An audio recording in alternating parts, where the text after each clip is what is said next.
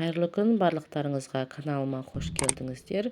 Майсөктің өте оңай жасалу жолын сіздерге көрсететін боламын. Толықтай видеоны қараңыздар. Ең алдымен бізге жуып тазаланған осындай тарымыз қажет болады. Майсөкті сөк деп те аталады. Бұл бізге қайнап тұрған кез келген сүт жарайды. Батырып тұрғанша құйсаңыздар болады. Сәл бұдан да көптеу құйсаңыздар болады. Енді 20 минуттай қалдырдым мен, өзі жұмсақ болып шығады. Қақпағын жауып қоясыздар. Міне бұқтырылып шықты, өте жұмсақ болып шығады. Астында аздап бізге суық құйылып тұру қажет. Біздің майсөгіміз негізі құрғақ болмау керек.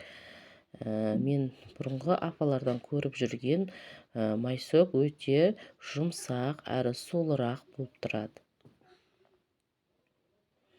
Қалауымыз бойынша қантын салатын боламыз. Мен көптеу салдым, тәтті болу қажет бізге.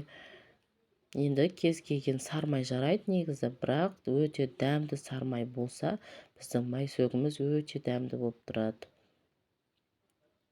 Енді езіп, араластырып, барлығын біріктіретін боламыз.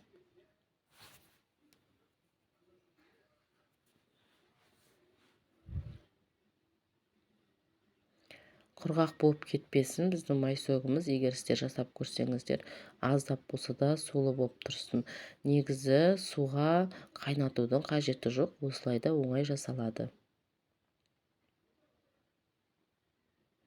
Сіздерге ұнап жатса, осылай сіздер де жасап көріңіздер. Қазір ауыз ашатын кезінде де жасасаңыздар болады, өте дәмді болып шығады.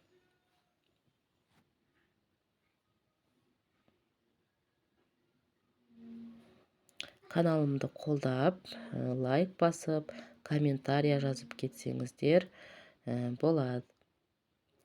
Сіздерге ас болсын. Рахмет көргендеріңізге.